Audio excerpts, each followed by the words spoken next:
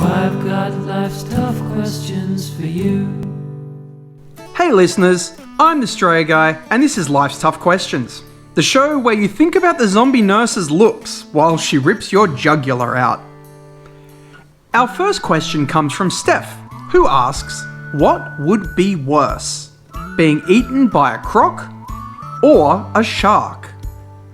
So, essentially you're dead either way. It's more about the way which the animal kills, I suppose. So, the polls have come up as croc apparently being worse, and I myself are on the agreeing side with that.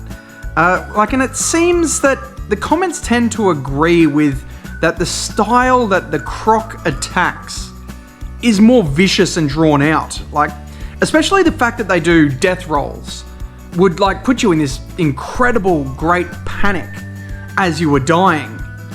I mean, Daniel's comment pointed out something interesting that, I guess, depending on the type of croc, his death would make a good contribution to the survival of the species. I thought at first there that his comment was like the Monty Python sketch about African or European swallows, but it was interesting nonetheless. As said, I think sharks would be more likely to do a quick snap of my body or jolt me in a way that I may drown immediately, or they might even just crush my skull, killing me instantly. So I'm saying that the croc would be worse in this situation. How about you guys? What would be worse in your opinion?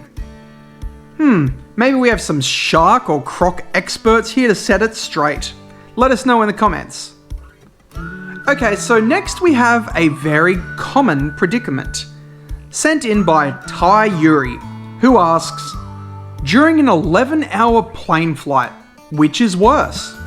Sitting next to a fat person who occupies 20% of your space in addition to their own? Or sitting in front of a baby that cries loudly and shrilly at least once every 20 minutes? Oof. I'm sure many of us have been there before, and I'm guessing Ty has been there, unfortunately, for both at some stage, and he just can't decide which one he disliked more. It seems that a few of our comments show that many of us have dealt with bad experiences with both babies and larger people on planes.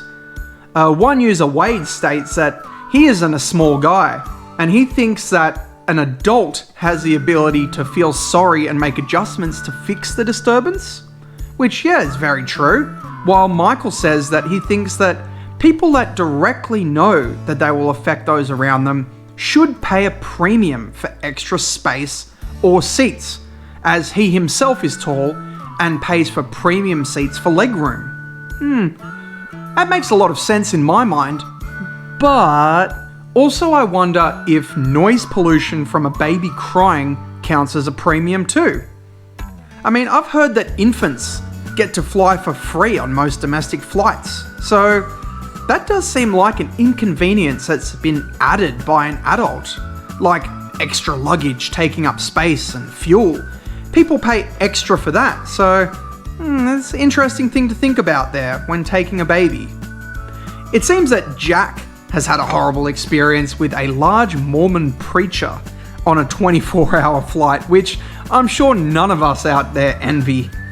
In my opinion, if, the baby probably isn't crying for 11 hours straight, whereas the fat dude is going to be fat for 11 hours. He's not going to be able to suck in that extra 25% for any period of the trip.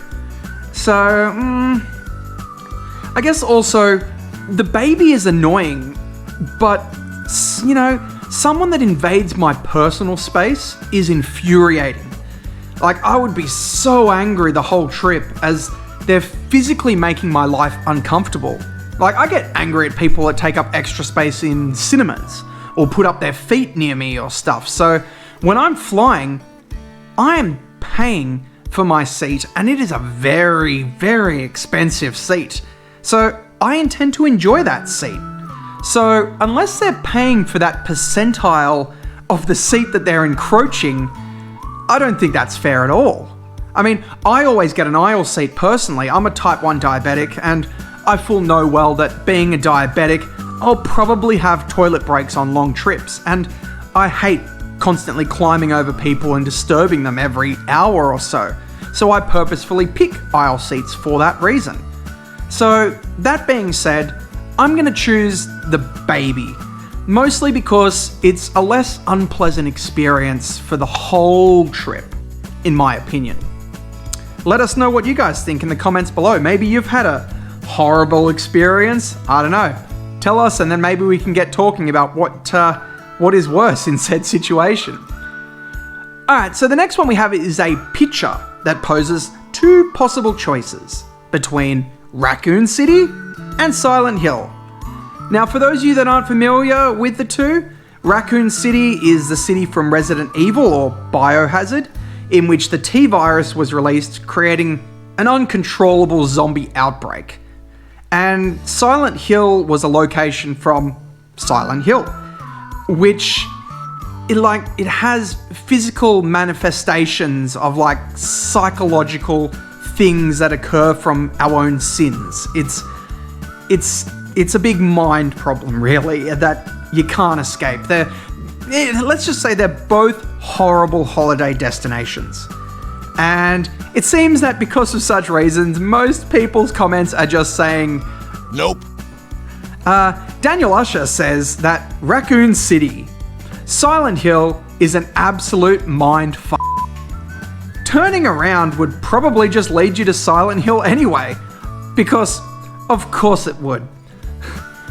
I think I would agree here, because at least when I think about Raccoon City, like zombies, you know roughly what you're up against. Whereas in Silent Hill, you don't know like if you can defeat the evil, and it can come at you in any way that it wants too. To which, speaking of one of the ways that it comes at someone, Noff has here pointed out, Silent Hill, come on nurses. Oh, oh man. Oh, those nurses are freaky. I don't know what he sees in them, but you know, I guess if you're gonna die, pick the pretty nurses. Alright, let us know what you think of the pretty nurses in Silent Hill. That's a good thing to comment on there. What you guys would think of those two choices. What would you pick and why? So now we've come to our final poll, which we cast last week, and that asked, for the rest of your life, would you rather never be able to wash your hands with anything but water, or never be able to brush your teeth or wash your mouth with anything but water? And I was shocked to see that on Facebook, I stand alone with my vote for the teeth brushing. And luckily, I've got a user here on YouTube, never enough broom handles.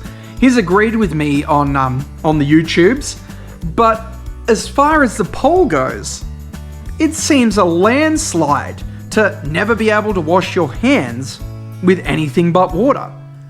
I feel maybe some people think that sanitizer is enough to spray over, and I guess I would argue, where is that line drawn between where one's actually washing their hands? Like, is it just a spray? Or, is it friction caused by the hand gently gliding over another hand with sanitizer between, Yeah, I would question whether or not you're doing, washing your hands when you do these kind of things. And, I also do get the whole furry teeth thing that people say, though, that unless you brush it with, some toothpaste, you have that furry feeling on your teeth. But for me, I feel that furry feeling on my hands. I've got furry hands.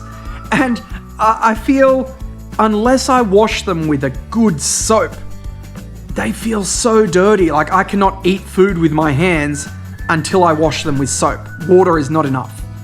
But I suppose, either way, the teeth have it this week. Which brings us to our next week's question, which is, would you rather every day your fridge and pantry changed into another person's fridge and pantry, and you could only consume the contents of what they had in there? And that includes condiments and spices and whatnot that you might have on separate racks that aren't specifically in the cupboards. Or every day half of your wardrobe and chest of drawers changed into another person's wardrobe and chest of drawers, and you had to wear at least half of their clothes. So you still get to wear 50% of your own clothing, but half of that, the 50%, has to be what magically appeared from some random person's stuff. Alright, leave your answers in either the comment section here or head over to the Facebook group and comment and place your vote. And we'll see who is in the majority next episode. So, if you're keen to possibly see your answer pop up, then get posting and replying with more Life's Tough questions. Don't forget to like, comment, and subscribe to here, and I'll catch you guys next time. I'm the Stray Guy, and I don't have a clever sign-off. Would you rather stay inside for all your life, or fly around the air 100 miles as a knife? I wonder what it is that you would do. That's why I've got life's tough questions for you.